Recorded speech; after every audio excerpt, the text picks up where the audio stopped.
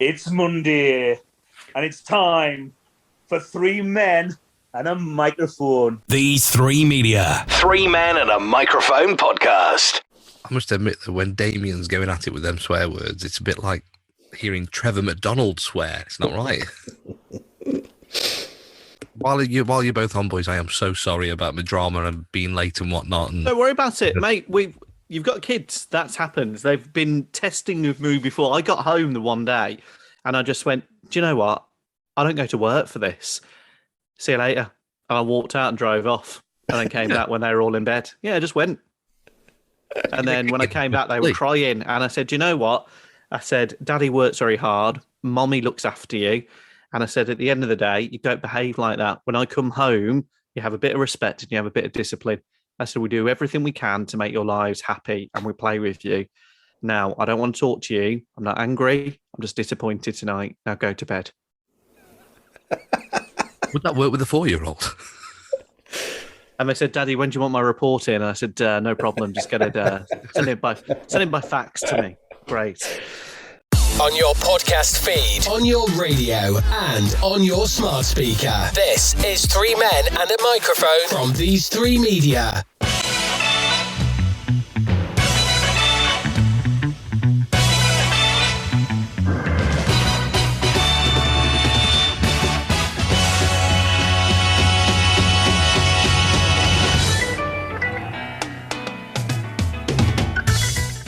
Hello, welcome to 3 Men and a Microphone from These 3 Media. Thank you so much for downloading the show and welcome to this very special episode. We have a guest coming up today, which we are all very excited about. I am screaming internally, I'm not showing externally.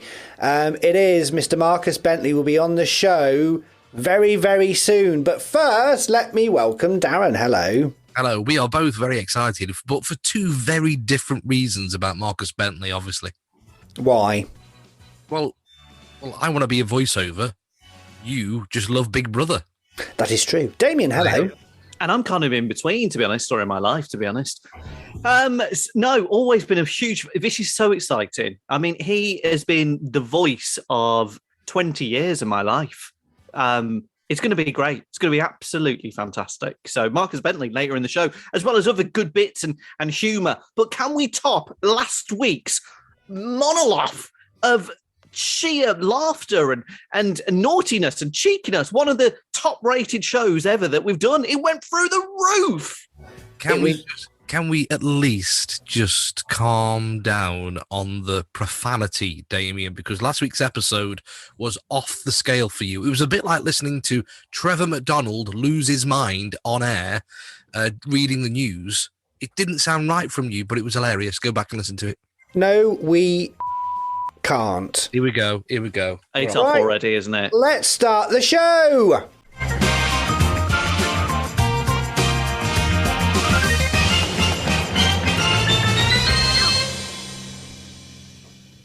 So if you were listening to last week's episode, and if you haven't listened to it, I'd highly recommend you go back and listen to it. Forgive me. Particularly for Damien's sweary but hysterically funny. Can I just say, when I was editing that show, I edit the shows, and sometimes I'll be going, okay, I was absolutely pissing myself editing that on the way back last week. It was so funny. I was laughing, but then I was thinking, I hope my mum and my wife don't listen to this. You know? We even got a well done from Ian. Do you know what I mean? He sent a message to us saying, you know what, guys, that was a really... Because we never do. But last week, and, you know, you enjoyed it as well by the sounds of the feedback we've had as well. So it was really funny. I don't know what got over me. The person in question that we talked about, the small little... tiny employee that I have, she bit my ankles, and I haven't seen her since. Honestly, go back. Which one? What number was it, Ian? Go back and listen to episode number 83. Yeah, of the podcast. Can I just share quickly, just before we go on to what we're going to talk about, before Marcus joins us? I'm just going to read out to you a little message that I got. Let me see if I can find it. 1 second. Just going to read this message to you. No context. Bloody hell, Ian! Stop being so sensitive. I don't want sweary version all over my business pages, that's all. But with a post, you should have a disclaimer. Jesus! You're in the wrong 3 if you think I'll go. Oh, Ian, you're right every time. I will shat. I think you meant to put share. I will shat to my Facebook. It's a good advert, but I'm assuming it's a bleep version may work too. Jesus! Just want to share. That's what I have to put up with on WhatsApp from a certain snarky Mr. Damian Lee. So yeah, Ian and I had, because Ian and I are both control freaks, we are. And when we first started our journey in radio, it was always me that used to ride the desk. And obviously Ian now rides the desk. I can't. I'm sorry, I've got a vision of you in Speedos lying over a desk and rubbing yourself against the faders or something. We had a little tiff because Ian sent us a version of of it's the trailer that's out there now. Of the trailer, trailer. And you know, because we have a company together and we are a 3, you know, there, even though Ian is the captain on the show, as an entity, without one, it becomes 2 men and a duck. You know, we are 3 men and a microphone. So I like to express my voice because Darren never does. I mean, to be fair, he's lucky. He just turns up, doesn't he? Don't even get me started on the fact that I said, right, let me hang on a minute. Right, we'll go down this again. The bear now, we'll go down this again. Are you going to bring up the fact that I put a little gif on? Go, let's all just calm down. That I put Mrs. Doubtfire on there with a custard face. No, that was fine because that was funny. Because after Damien sent that, I was like, okay, perhaps I was a little bit harsh. I sent literally through. I said, I've done this, Damien down. Can you have a look? Let me know what you think. Darren, thoughts, comments, anything? Have you got us muted on WhatsApp again? Right. Darren, have you got us muted on WhatsApp? I've just turned my notifications off because they keep going off at all hours when I'm busy. Darren. Oh, here we go. So anyway, we had a little tiff, and I thought, no, I'm not having this, Ian. I'm going to unleash a little bit of pie to you. And then back in the day, Ian and I would have some humdingers, like I threw CDs at him once at a door. And now our tiffs are really small. So it was like, actually, yeah, maybe you've got a point. And I was like, oh, maybe I've been a bit harsh now. I love you. I love you too. Oh, you look so nice. Okay, bye. I remember walking out of the studio at Hospital Radio, walking down to the car park with my big CD case, as we used to carry around then, and hearing Damien throwing stuff around the studio on a Sunday evening because he was being a knob. Wow. I mean, we've gone on a journey together. Do you know what I mean? And you know, it's we're older and wiser, aren't we? We now have jacuzzis together. Jacuzzis. Anyway, so yes, we were back on that. We did quite a big monologue about the state of politics. I half expected last week. I sort of thought by this time this week when we're recording this, I thought we might have a different prime minister. For some reason, he seems to have managed to have clinged on, even though he had a defection from Conservative Labour. Clinged on. Is that someone from Star Trek? Yes, Klingon. What is it, clung on? Well, he clung on. Well done, thank you. So he clung on, even though he had a defection from a Conservative MP going into a Labour MP, and then David Davis basically saying, for the love of God, just go. Very funny. He's still there, surprisingly. And I think now we're going to have to wait for the Sue Gray report, which is apparently meant to be out early next week. They reckon that's going to be out. I've read a headline today that simply says the Sue Gray report could be the final nail. That is it. There's no coming back from. Can you download that, Ian? Is that available on Spotify or Stitcher? Not yet. I don't know what she's found out. You don't know what she's found out, but apparently the headlines are. So Robert Peston has had a leak from the report that a email sent to Boris Johnson's private secretary, specifically saying the meetings happening and the events happening in Downing Street are against the rules. She has that email. Now, if that was true, and it is speculation, but if that is true, I think he's done. I think so. Yeah. What's his response to that? Well, he won't because he won't. They will never respond to a leak of something before. No. What's the response in that email chain? Did he respond to that email? I don't didn't know. go to him, did it? No, It went to his private Went secretary. to his private secretary. But you would think an email going to the private secretary of the Prime Minister, that private secretary would go, Mr. Prime Minister. Blah, blah, blah, blah, blah, blah, blah. And then, of course, we've had the other thing today, which is the fact that a Conservative MP has basically said that the chief whips or the whips office in the party have been using blackmail, allegedly, tactics against MPs to make them vote for Boris Johnson. Listen, Governor, all right, now, listen, all right, Bozza, yeah, you know Bozza, don't you? One in the air, all right? Yeah, you want him to, you're having a bit of a wobble, aren't you? Well, let me tell you something, son. If you're having a bit of a wobble, your funding for your authorities, your little bit of money for that nice new pool you've promised your constituents, it ain't happening, is it? All right? Hey! Yeah. Listen, guys. This is Operation Say Big Dog. Oh, yeah. Big Dog. Say Big Dog, and we'll sort you out with some new wallpaper. Very expensive wallpaper. So by the time this goes out, who knows? Because literally, I am loving the political news at the moment because I'm obsessed with politics. I'm very interested in it. Who knows where we will be when this gets released? I love Peston. Now, he's a scruffy git, and he clearly hates Boris because there's some shenanigans with his wife as well that apparently accused Boris many years ago with something. I don't know the full details, but so clearly if Robert Peston's wife has accused Boris of doing something back in the day, there's no love lost there. Now, Peston just used to be not just a journalist, but he used to be the political editor. He'd come on obviously News at 10. Sir! I love that. And then now he's got his own show, which has got a really porno music at the beginning. Bow, bow, bow, bow, bow, bow, bow. Using the same set as the Good Morning Britain. It is, yeah. And then he comes on, right? And don't, seriously, he's gone that kind of showbiz now. He's got his own phrase, yeah? So when it comes on, okay, now on ITV, it's time for Peston. Bow, bow, bow, bow, bow, bow, bow, bow. Camera goes into the scruffy git with his tie all unsheveled. And here we go. Watcher. Does he actually say that? He actually says it. And so it goes like this. Literally, watcher. That's almost like...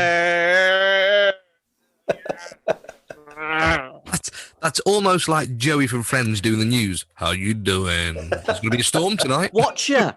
And I swear the one episode he said it and he winked. Watcher. Who do you think you are, Pesto? He was taking the wink from Andrew Marr on the opening credits of his Sunday morning programme when he used to do that sort of like that to the camera. It's like, what? What are you doing? Weird. How did it go? How did it go? Do it again. It was just very weird. Anyway. Brilliant. Yeah, we're not quite sure what will be happening, but it'll be interesting along the way. Right. I think we're about ready now to get Mr. Marcus Bentley on. So we're going to play a jingle, then we're going to come back, and we will have the Big Brother legend that is Marcus Bentley. These Three Media. 3 Men and a Microphone podcast. He's a voice actor and a continuity announcer, but he is also best known for being the narrator of Big Brother from its very first episode aired in July 2000 through to the final episode in 2018. He has guided us through some of the most memorable moments in reality TV history, and it is my great pleasure to welcome to 3 Men and a Microphone, Mr. Marcus Bentley. Hello! Yay! Yeah! Marcus! Isn't it dead funny? We've got a voiceover guy on and Ian fluffs up his intro. Brilliant. When you pre-record, when I do it, you hear little things and you just stop. I do it all the time. I go, oh, for fuck's sake, do it again. But because you want to get it right, don't you? And you hear little things that, well, I do because I've done it, you do it so much that you hear little things and go, But when you do it live, like you said, for 10 years at Channel 4, I did continuity between 2001 2011, and it's all live and it's terrifying and but great fun, And you can't. Well, you do fluff you do things like and next on for film 4, something like that you did. No, you had. My daughter is a speech and language therapist, and she reckons that I have got a stammer, which is really shit, really, isn't it? Wow. It's probably just a drink, but alcohol-induced stammer. We've all got, so. So obviously you are known around the country. Your voice is known. I don't know, is your voice known more than sort of people recognising you? Undoubtedly, yeah. I mean, over the years, I did, bits and bobs on TV, in Vision, shall we say, being on shows and being on Big Brother itself. And Big Brother 10, I went in the house and narrated the action live. It was like, one of my favourite moments. Behind the sofa. Yeah, it was. I mean, it was the last week it was probably Big Brother 11 in 2010. It was the one that Josie Gibson won, and it was one of my favourites anyway. It was just such a good series.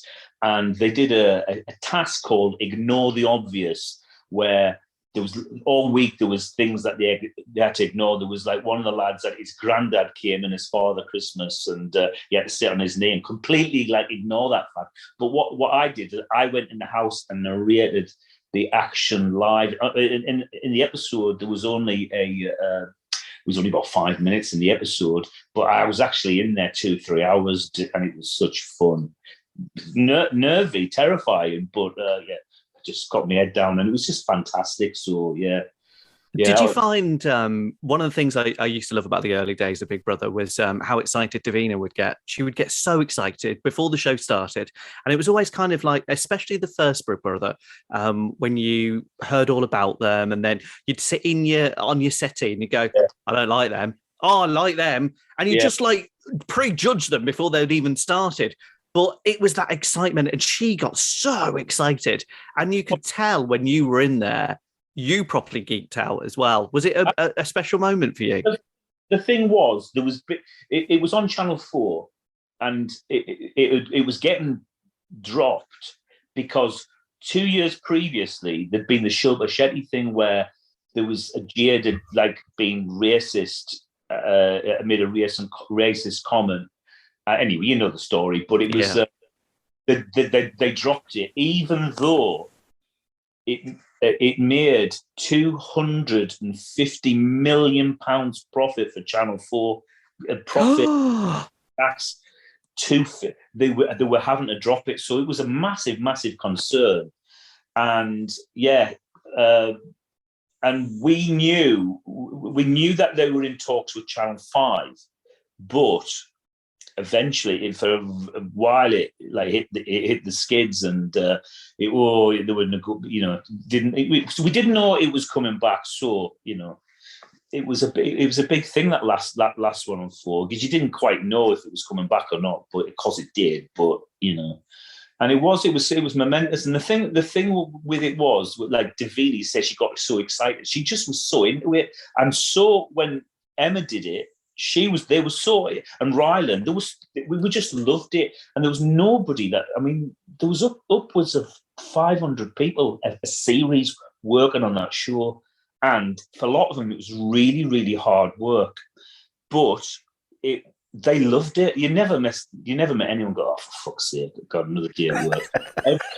Loved it. And we were all, it was surprising. Everybody was into it. I fucking can't stand him. Her, whatever. Oh my God, my favourite, whatever. Oh, what did you see last night? Oh my God. That's what it was like at work. So, but yeah, they absolutely give their all to it. And, we all loved it. Davina, she was excited because she was really into it. And before I did, our paths didn't cross for the first sort of year. And she used to leave me little sort of fan messages in the voiceover booth on my. Oh. I've got one somewhere because my wife's kept it was a script, and it was like, Marcus Bentley, you rock. Yeah. Well, I went to the launch of one of the Big Brother series, and it was the one where they sent all females in at the start and one male. I can't remember what series it was specifically, but the twist at the start was all of the about 2008. Yeah, that's what. So I won a competition. I worked. It was sponsored by Virgin Media, and I worked for Virgin Media at the time. We won a competition to go down, get VIP treatment, and stand at the very corner on as they go in.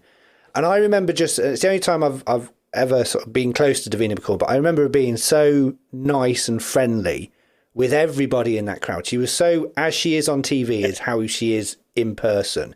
Yeah, I love that show. I love that first one.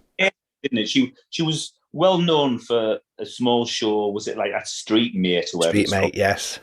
And she was just like, I think the thing is, with all, and this goes for Emma and even Rylan, who's larger than life. They're like that in real life, and I mean, all three of them would like.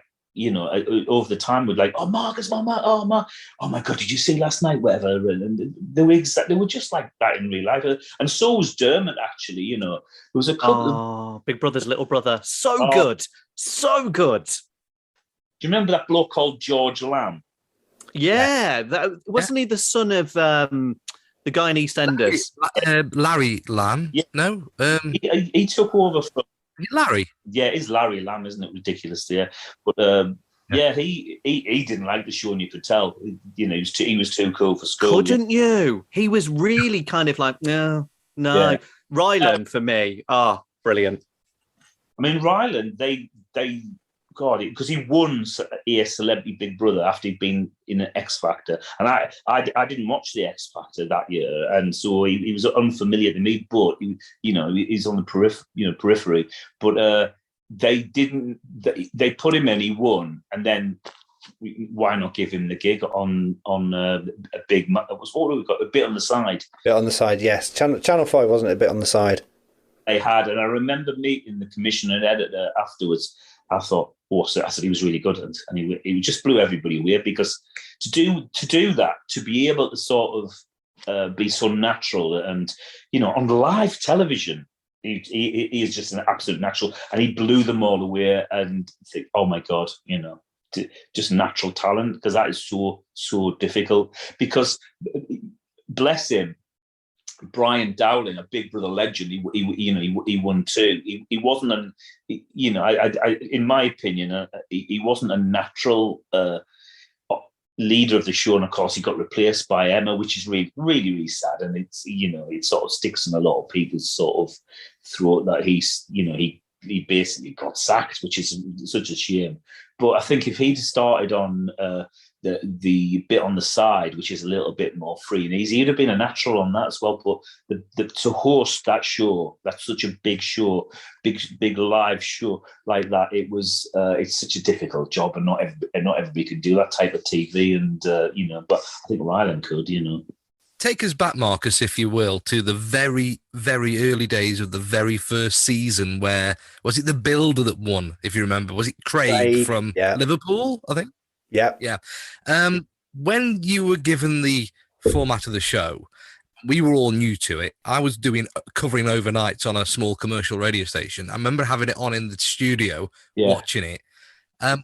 Was there any other point, if you could be honest with us and go, this ain't going to work? People watching people in another house. What's this? Because it was new to us, wasn't it? It was brewing in the papers before I knew I was going to do it. It was brewing in the papers. So this is happening. It's coming from Holland. Was it called? What was it? It was called Basil. It wasn't even called Endemol in those days. I don't think. Maybe it was, but it was coming from Holland. This show, and it's people. I thought, what the hell? That sounds really weird. They're building this house at the time it was 3MAAMP Studios in Bow in the East End of London. They're making this. Well, fair enough. So we knew it was happening. That it was all over the newspapers and what have you. I got a call that they like my voice. I'm going to do a little demo, and then I got the job, and I got and then I went, and the first day, and when you go and do a voiceover, normally you're in and out because someone's hired a studio. It's costing that company a load of money just to hire the studio, so you're in and out, and they're paying you sort of an hourly sort of rate type of thing, whatever the show's worth and whatever. But I went, on the first year, and I was there 14 hours. Wow. I think, what the hell's going on? Something like that, massive like that. And there was a lot of Dutch people around because they'd done it. They'd done it in Holland, and they were showing our guys the ropes, as it were, and it just went bang straight away, and suddenly I'm getting, I got it right. Well, I was an actor, and a couple of years prior, I'm going off on a tangent, but I was an actor, and I thought I'd had a really good couple of years acting, and also, and then it gone really dead. So I randomly just wrote to a load of agents, and I'd accidentally wrote to the biggest voiceover agent in the country who didn't have a Geordie on their books, and I sent a letter off, and I got a phone call the next morning going, "Hi Marcus, lovely to hear from you. I got your note. We've got a job for you this afternoon," which is unbelievable. And it was the job. So this is about 98, and it was to impersonate Paul Gascoigne, because anybody, from he all sounds the same, So for something like the Science or the Natural History Museum, which is meant. Anyway, so I was with this massive. I've lost where I'm trying to get, but and I didn't know how big it was going to be. But so I was with this big voiceover agency who sort of got me the gig because the Endemol or whoever it was, the Channel 4 had gone to all the big voiceover agents that listened to all this the famous voices, but you can't get somebody like, because it was not, at the time it got bigger. The show. It was 9 weeks. It was every single day, right? And you can't get Sean Bean to do turn up at like. I was so so that's how I got my chance, and. So the show happened, and it went massive, and it was about 5 days in, and every day that my agent would ring me and give me the call, which is we have to be at 3:00 today or whatever, and my wife was going, everyone's talking about it. It's all in the papers. Why don't you ask your agent? Is there any more work for you? And take it from me, if anyone's doing voiceovers or anything out there, what agents always hate is getting asked, is any work out there, because there are or there isn't, and so my wife was like, egging me on. I go, oh yeah, thanks for that, yeah, 3:00, okay. Look, I was just wondering if there's it's really popular, the show, and I wonder if is any more work going to come on the back of this? And like she said, the thing is, Marcus, there's no call for Geordies. The voiceover, because they fucking hate getting asked to do their job, And I thought, right, I'm fucking going. That's it. I'm not stupid. I bided my time, Clean edit. I'm even doing the captain's job for him now. From these three media, this is the 3 Men and a Microphone podcast. Hello, hope you're enjoying the interview with Marcus Bentley. We'll get back to that very, very soon. But I just want to let you know about a podcast. It's called Walking Home from Rhys King and Owen Lewis. Rhys presents a unique comedy podcast with his 9-year-old co-host Owen. Each episode they exchange tales as they walk home, every road different from the next. Join them and laugh along as they talk politics, friendship and more. Download the Walking Home podcast now on all of your podcast platforms. These 3 Media. 3 Men and a Microphone podcast. I wanted to take you back because I mentioned your accent, and you're synonymous with your accent. A lot of my family, my brother actually, is from Crook. Do you know where that is? County Durham, Crook, yeah. Yeah, so little town just by... been, but I know it's in Durham, isn't it? Yeah. So friendly. And I always remember growing up, they did lovely Tudor crisps, which you can't get anymore. Tomato flavoured chips. Yeah, there's an advert.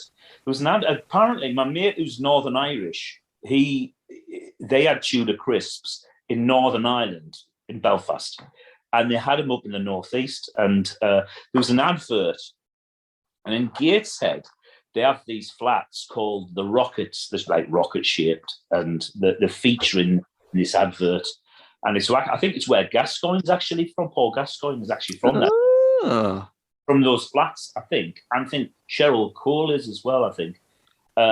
Anyway, that's But yeah, they were great crisps. They were great tomato ketchup flavored crisps. And speaking of adverts, now Big Brother is the mecca. It's the main event.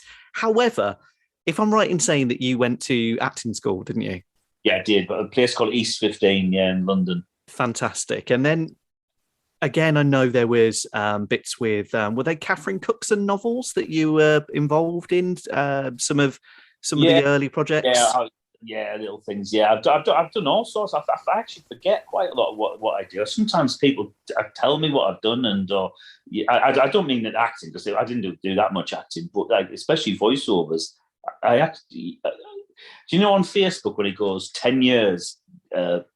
This is what you were doing 7 years ago. Yeah. Embarrassingly posted up on Facebook, and it was like, I've just done a voiceover for Secret Millionaire. I've just done the narration for Secret Millionaire.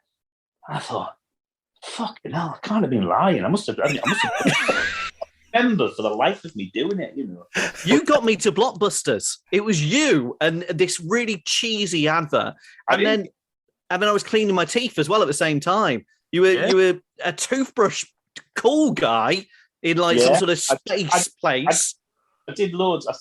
I in the mid to late 90s. Well, no, in 18 months, I did 9 TV commercials. I was fucking loaded. Then I couldn't get anything for 2 years, other than I did theatre and stuff. But it was I went for it. I got every job I went for, and then nothing. Nothing. It's mental, But you had the look, though, Marcus. I mean, you had that kind of, cheeky, chappy look, and the Blockbuster advert. Boy next door, I know. Is the acting side of it something that you ever get that itch? Do you ever sort of think, if I took a different path, or back into? I mean, the thing that's one of my sort of Big Brother's finished now. What do I want to do? I want to get back at it. Do you know what? And the thing is,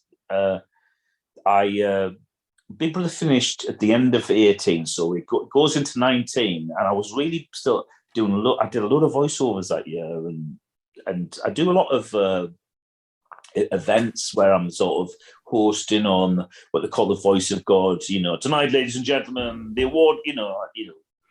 I was really busy in 2019, and then in 2020, of course, we all know what happened there, and it just was just like whoa, as for us all. And it still hasn't got back to normal work-wise for a lot of people, especially with events and stuff. And and so getting back into the acting is an ambition. And when you've come out of drama school, which I did in the 90s, I came out of drama school. Everyone's in their 20s. Everyone's we're all going for the same stuff. And I was talking about the other day, but I didn't go to the same drama school as Ewan McGregor, but he's in the equivalent year, and and he got Ewan McGregor got a, what's it called, Lipstick on Your Collar, Dennis Potter TV series called Lipstick on Your Collar, which was set in the 50s, and it was Dennis Potter? I think it is. He's a famous TV playwright. It was his last thing that's big, and it's what made put Ewan McGregor on the map, and they were doing auditions. They were going, went around all the drama schools, and they were doing auditions. But you had to be a drummer, because he was a drummer in this band, and a couple of my mates went for it.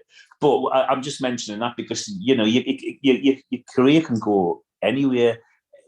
You just don't know. And mine, Big Brother comes along and just takes over my life.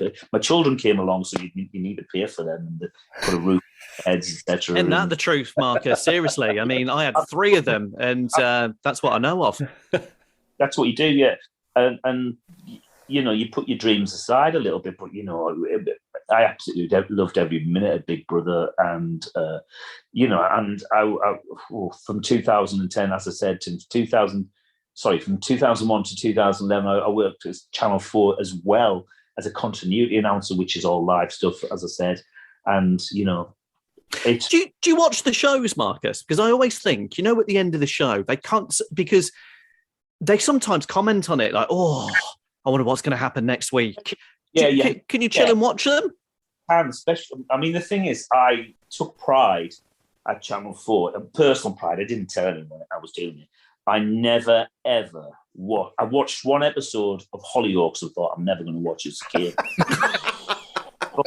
Oh, bless everybody. I know how hard it must be to turn over a soap. I don't watch any soaps. You could watch them. You would watch them. And when I first started in 2001, there was a massive cabinet in the middle of these plush, beautiful offices where we had like writing days and watching, and it was like you go into work, right, and you're getting paid like really well to watch TV and then write about and then you're not supposed to watch all, because you haven't got time to watch everything. So you'd go, and then you've got the radio times, the TV times, the whatever. You're getting what they've written about it, and you're trying to put it in your own words because you can't watch everything. But I'm a massive Sopranos fan, and it was on Channel 4, and they were broadcasting it, and so the Sopranos things would come in and they'd go missing. You'd take them home. They'd go next week Sopranos, because nobody else had it, but we had. Oh no! VHS. Marcus was on the rob. You don't get to do, and this is a shame on commercial stations. But remember back in the day, like on BBC, it was really late, and you'd have one of the continuity announcers, and they'd go, "Okay, so that's another night on BBC One. It's time to tuck down now, have some Horlicks, be a bit naughty if you want to. Good night, stay safe." From Barry and the team, Jason, who's on Mix. Good night. Did you ever have to do that, Marcus? No, they never closed down. It went 24 hours, didn't it? Oh! So we just had to, pre-record from about 2:00 onwards and up into the morning and whatever. But it was great fun. I absolutely loved the job. And it was completely different to, obviously, to something like pre-recorded, like Big Brother, and it's just one of those things. Something I always wanted to do, and to do it for 10 years, it was absolutely great, And then I had to leave. I was talking to my friend the other day. Because they knew it was going to 5. I knew it. Everyone knew it was going to 5, right? And because I was staff at Channel 4, and they made me resign, which is basically sacking. And that with you can come back one day. And I fucking should have took them to a tribunal. I should have done, but thinking, I'm so happy Big Brother's coming back, because I'd worked there for 10 years. I had 10 years redundancy. They were making me redundant, but crafty bastards, What, they've been doing this over a year? When I recorded the first jingle, I gave them 3 months. And it's still going. And no one understands how. You're listening to 3 Men and a Microphone. Marcus, being a voiceover, I'm going to ask you a personal question, if you don't mind, because I'm a radio presenter. You can tell by the voice, by the way. I'm a frustrated continuity presenter. I never got a gig. I have sent demos. But what would you say to somebody who wants to go down that road, go down that avenue, that has a bit of a voice, got a bit of a, little way of doing things with their voice? What would you say to them? I don't know, because the thing is, it's like, how did I get? I just was really. It's like anything. Like I say, how did Ewan McGregor get his gig? Whatever. You're just in the right place at the right time. And you know what? Voiceovers is one of those things that everyone thinks they can do, because they probably can with a bit of practice. Like when I first started doing Big Brother, I got better basically. I don't think I was actually that great. I think I got quite good towards the end. You know, I think your voice changed, Marcus. If I'm honest, It did change. I went back actually, and I watched the very first couple of episodes of Big Brother 1 a while ago. Over me, so they hired me. I had producers standing over me who hired me for the way I spoke, going, "Could you make it less Geordie? Can you keep that flat?" I had 5 people standing over me, so I hated the first series. I hate my voice on it, and I get in, and my wife would go, "Oh, you're a little bit better tonight," you know. Go, yeah. And wow! Cheers, love. Thanks for that. Well, the thing is, they wanted it to be like a bit of a documentary type of thing, and I would imagine that what happened was, because it was a Channel 4 commissioning editor wanted me to do it. They liked my voice, but you haven't got a Channel 4 commission editor standing over you when you're making the show. You've got Endemol people, you've got the producers, and they will probably think, "Oh, it's not quite what we want." I'm just guessing it. So they go, "Could you make it less Geordie? Could you don't do the intonation there?" So in the end, it was like, and you know, I know what sounds good, and I thought, I just don't like it. And then, so we did the first series. It was massive. I got really, I got really popular, and people asked me to do their commercials and stuff like that. And then in the March of 2001, there was doing the first Celebrity Big Brother for Comic Relief, and it was actually on Channel 4 and BBC One, because it was for Comic Relief. Ah, yeah. It's for Comic Relief. I'm not doing that fucking voice again. I'm going to do what I want. So I started to be a little bit more, because a little bit more,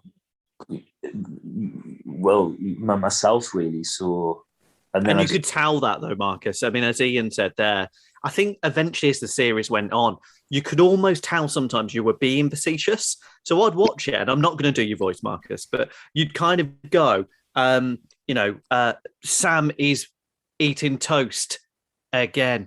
And you could tell you were being completely, am I really saying he's eating toast again? And it was, it was so, because watching it, you'd laugh at you saying it, because it was like, he's just eating toast, but it's the way you said it. Yeah. The Love Island guy, he's got a script writer who is writing it. He's got a gag writer, and I don't, and that's really good. And towards just before we finished on Channel 5, they got a gag writer in, and it was shit actually. But I think I'd like to see, because the script, some of my scripts were just basic. So and so's eating toast again or whatever, and I thought, and I'd like to be able to think that I tried to tell people that this person was a complete knobhead. Like just in the issue, they got it sometimes, and because we had some knobheads on there, which is what made the show so successful. We had some amazing housemates that complete narcissists, and they're just like, Some quick fire Big Brother questions for you then, Marcus. What's your favourite series of Big Brother? So all the ones you've done. Difficult. But because there are a number of, like I said before, the Josie Gibson on Big Brother 11, which is in 2010, that was one of my favourites. It's got to be up there. Then there was the Big Brother 7. I think it was Big Brother 7 with who is she? Nikki Graham. Your favourite? Yeah, I've read a lot of that. She's so, oh, God rest her soul. She was amazing. Yeah. And then probably there was a really good one on particularly on Channel 5. Oh, I think it was was it the first one? I can't remember, maybe the second, with a bloke called Aaron Morgan something or other. He won it. Yes, I remember now. Yes. He was so dastardly, but it was on 5, so it was, but probably my favourite if push came to shove, would be Big Brother 3 with Gia Goody and all that. Just the best, by far, the best. Amazing. I think it was just absolutely phenomenal. I think Jade, oh God, who won it? It was Johnny. Kate won it. Kate Lawler won it. Johnny came second, didn't he? Because they were really close mates, weren't they? Like, Channel 4 had the Graham Norton show in those days, and they had Dustin Hoffman on there doing Big Brother sketches. Oh, Dustin Hoffman doing a Geordie accent, taking off Johnny the fireman. oh, Mind blowing. That's how big it was. It was.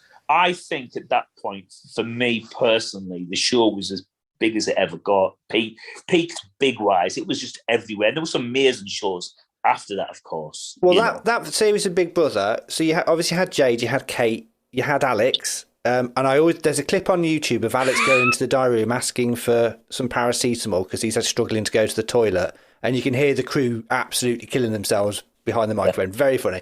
But Alison Hammond was in that series. Went out in week 2 or week 3 really early, and now look how successful she is as well. She's been a slow burner, hasn't she? She's sort of doing that sort of job that she does on one of the Good Mornings, and I'll lose track of what they're called, forever. And I think it's because they were so bloody young. Yeah, they were so young, and so they're still only in their early 40s after being 20 years ago. I think that would be this, 2002, was it? There's a couple of things that have happened in Big Brother when I've been watching it. I've just thought, oh my God, Kinga and the Bottle in the garden was one. Yeah. That's just like, whoa. So what's the most?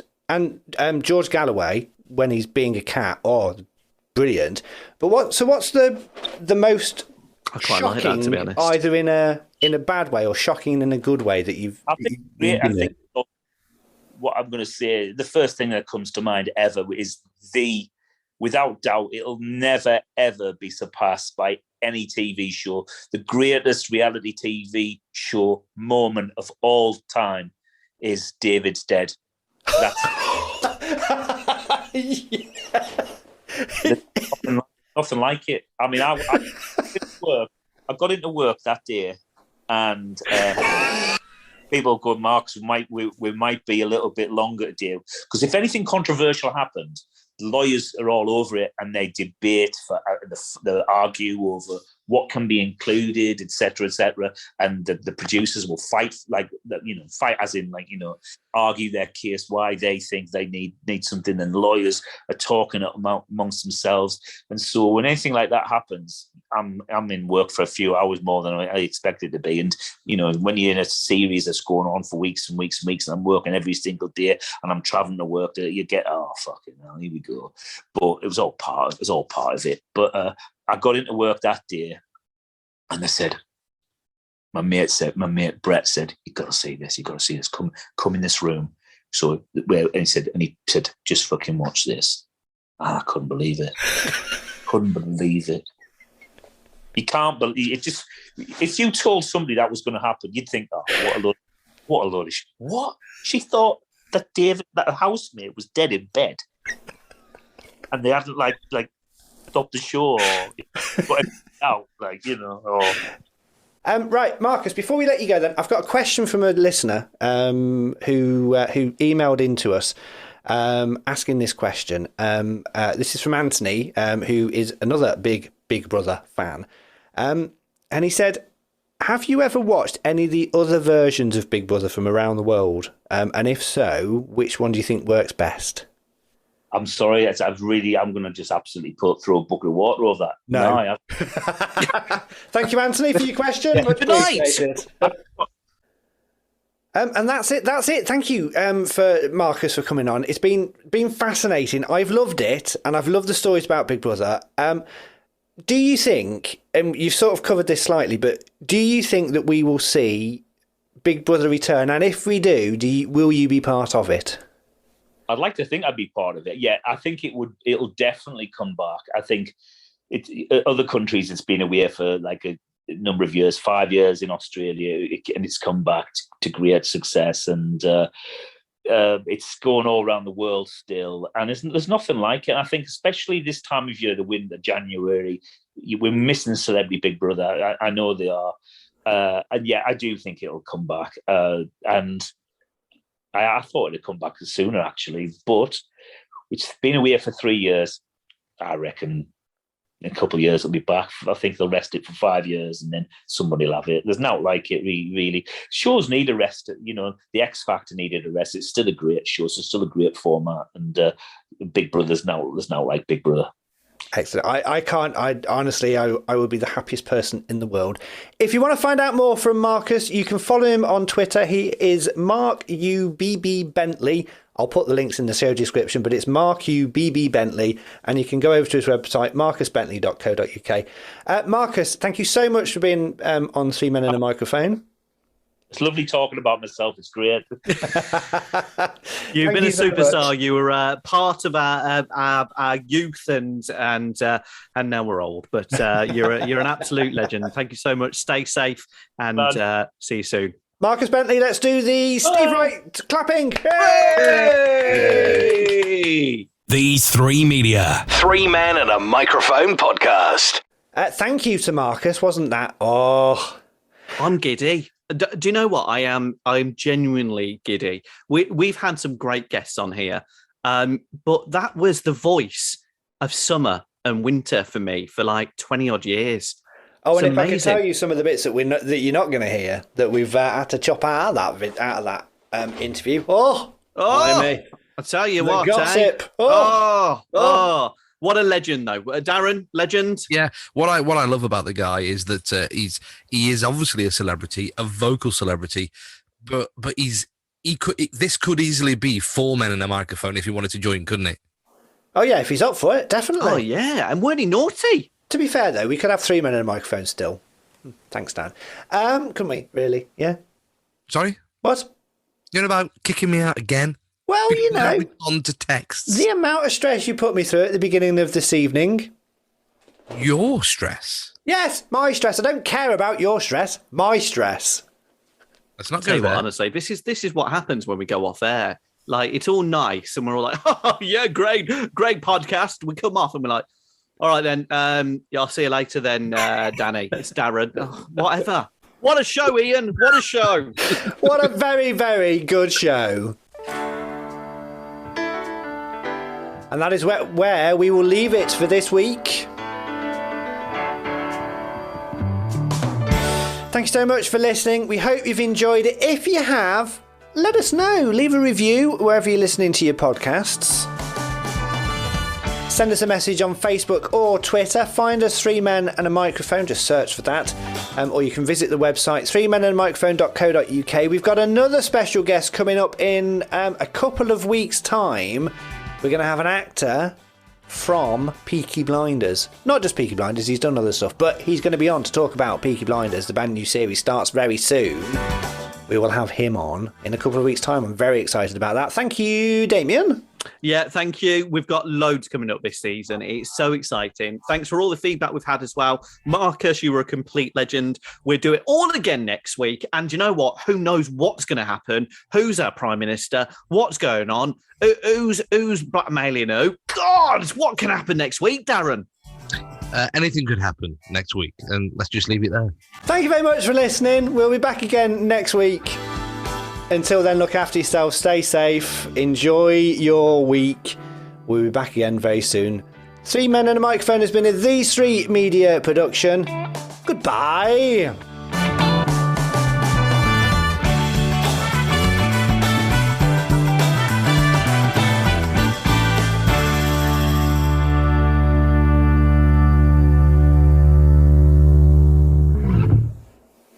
Damian, who are you waving at, by the way? I just wanted to do that at the end. You know, when they used to the lights went down in the studio and you'd still see him waving at the end and they'd still be waving. He's remembering his Disney days. Yeah, just waving. Yeah, you know what I mean? drunkenly waving as he drinks the minibar dry. Just waving. Yeah. Oh, like they used to do on Strike It Lucky years ago in the dark. That's a bad reference, that, isn't it? Yeah, that's not the best. Hot spot not. Who wants a pot? Oh, that God, I out. don't want pot. Use Tonight- going for gold or something instead. Do you want a jacuzzi? No, wrong. No, Michael.